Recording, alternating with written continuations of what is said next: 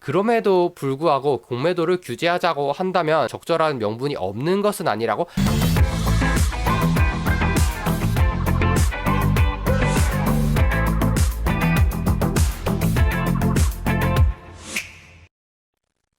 여러분 안녕.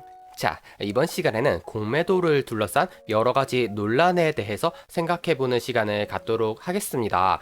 공매도라는 것은 우리나라를 포함한 여러 나라의 주식시장에서 현재 시행하고 있는 제도의 하나죠.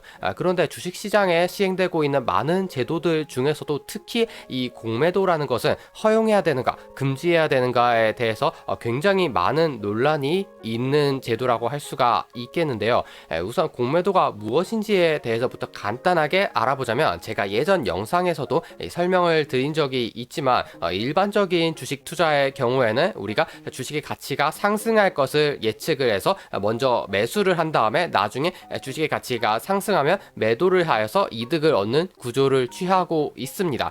그런데 공매도라는 것은 반대로 주식의 가치가 하락할 때 이것을 노리고 수익을 얻는 방법인데요. 먼저 매도를 해서 주식을 마이너스로 보유하고 있는 것이죠.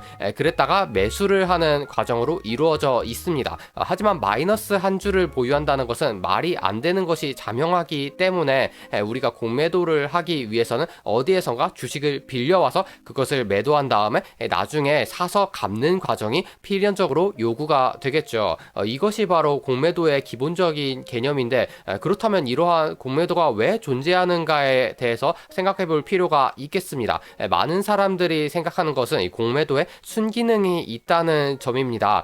주식시장의 유동성을 확대하고 안정적으로 주식시장이 굴러갈 수 있도록 해준다는 것이죠. 하지만 제가 봤을 때는 솔직히 이것이 공매도의 진정한 존재 이유라고 보기는 어렵고요. 그보다는 권리의 문제가 더 크다고 할 수가 있겠습니다. 주식을 빌려주고자 하는 사람이 있고 빌려서 공매도를 하자는 사람이 있으면 두 사람 간의 합의만 잘 된다면 국가가 나서서 이것을 굳이 규제할 이유가 있느냐 하는 것입니다. 하지만 그럼에도 불구하고 공매도를 금지하고자 한다면 이에 대한 명분이 없는 것은 아니고요. 이것에 대해서는 조금 뒤에 살펴보도록 하겠습니다. 우선 공매도의 순기능에 대해서 조금 더 자세히 생각해 볼 필요가 있겠는데요. 버블을 형성하는 것을 억제한다는 측면이 있습니다. 어떤 회사의 주식이 만약에 왼쪽 그림과 같이 가파르게 상승하고 있다고 합시다. 이럴 경우에는 두 부류의 사람들이 나오게 되는데요. 첫 번째 부류의 사람들은 주가가 올랐음에도 불구하고 아직 이 회사의 성장세나 가치를 반영하기에는 주가가 한참 더 올라야 한다, 이렇게 생각하는 사람들이 있을 것이고요. 반대로 지금의 주가 상승은 현재의 가치에 비해서 너무 과대평가되어 있다 라고 생각하는 사람들도 있을 것입니다. 그런데 공매도가 없다면 첫 번째 사람들의 의견만 반영되고 두 번째 사람들의 의견은 반영되지 않을 가능성이 높습니다. 왜냐하면 첫 번째 부류의 사람들은 이 주식을 더더욱 추가 매수를 함으로써 가격을 끌어올리면서 자기 실현적 예언을 하는 것이 가능하지만, 당연히 이 회사 주가가 과열이라고 생각하는 사람들은 이 회사 주식을 한 주도 들고 있지 않겠죠. 그렇기 때문에 아예 주식시장에 참여하지 않은 사람과 다를 바가 없게 되는 것입니다. 그렇다면 이렇게 극명하게 두 부류의 의견이 갈리는 주식의 경우에는 하락하기보다는 상승할 공산이 크다고 할 수가 있겠죠. 이렇게 된다면 정말로 이 회사의 주가가 나중에 버블이라는 것이 밝혀지게 된다면 회사의 주가가 가파르게 내리게 될 것입니다.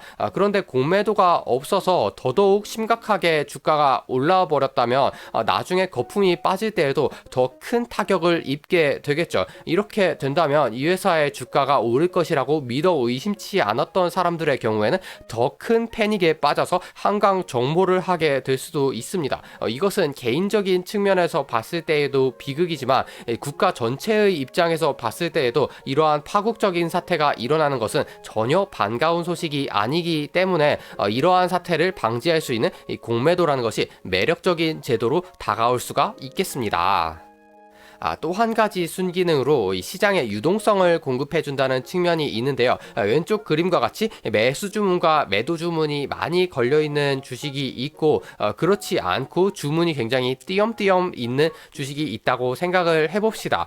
첫 번째 부류의 주식에 투자를 한다면 전혀 문제를 느끼지 못하겠지만 두 번째 부류의 종목에 투자를 하게 된다면 굉장히 답답함을 느끼게 될 것입니다. 기본적으로 주문이 몇 개 안 걸려있기 때문에 특히 많은 주식을 사고 팔 경우에 살 때는 비싸게 사고 팔 때는 싸게 팔아야 하는 사태가 나타날 수도 있는 것이죠.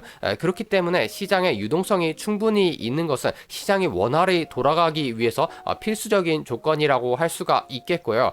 공매도 같은 경우에는 특성상 팔 때 주문을 한번 내고 다시 사서 갚을 때 주문을 한번 내야 되기 때문에 유동성을 두 번 공급해주는 효과가 있죠.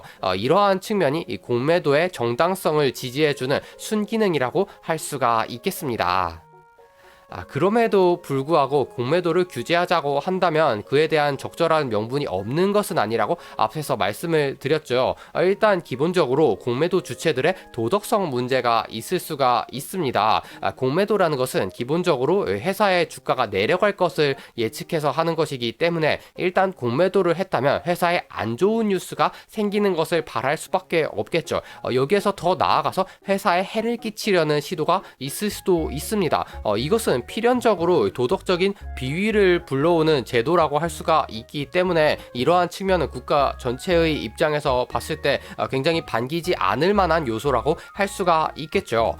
공매도 주체들의 도덕성 문제가 적나라하게 드러난 사건이 2015년쯤에 있었던 삼성증권 유령주식 사태라고 할 수가 있겠는데요.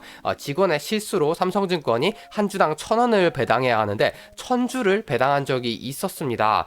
이것을 직원과 회사가 빠르게 알아서 바로 원상복귀를 했다면 다행이었겠지만 안타깝게도 삼성증권의 양심 없는 다른 직원들이 이 받은 1,000주를 즉시 매도를 하기 시작했습니다.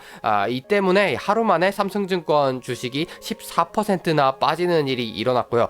굉장히 크게 난리가 났었죠. 이를 통해서 결정적으로 사람들이 알아버린 것은 무엇이냐면 앞서 말씀드렸다시피 공매도라는 것은 주식을 빌리는 과정이 무조건 포함이 되어야 합니다.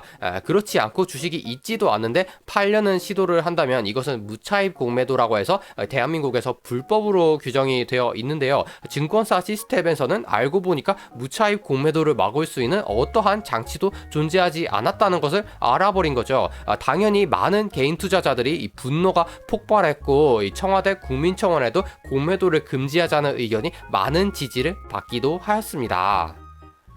도덕성 문제뿐만 아니라 기본적으로 공매도라는 것은 기관 투자자와 개인 투자자들에게 불평등하게 적용된다는 형평성의 문제 역시 제기할 수가 있겠는데요. 기본적으로 신용도의 차이로 인해서 투자회사와 같은 기관 투자자와 우리 같은 개인 투자자는 주식을 빌릴 수 있는 한도에 크나큰 차이가 존재합니다. 기관 투자자들이 주식을 빌리기가 훨씬 쉽기 때문에 공매도는 우리나라에서 기관 투자자들의 전유물처럼 되어 있는 것이죠. 그렇기 때문에 많은 사람들이 우리도 기관 투자자들처럼 주식을 쉽게 빌려서 공매도를 할 수 있도록 제도를 개선해 주든가 아니면 아무도 공매도를 하지 못하게 막았으면 좋겠다라고 주장할 수가 있는 것이라고 할 수가 있겠습니다. 이렇게 해서 우리나라에서 이 공매도를 둘러싼 여러 가지 논란에 대해서 살펴봤습니다. 다음 시간 영상에서는 그렇다면 우리가 주식 투자를 하면서 공매도에 대해서 어떠한 마인드를 가지고 있는 것이 현명한 투자를 하는데 도움이 되겠는가 하는 점에 대해서 알아보기로 하겠습니다. 그럼 오늘 영상은 여기까지이고요. 다음에도 유익한 영상으로 만나요. 안녕.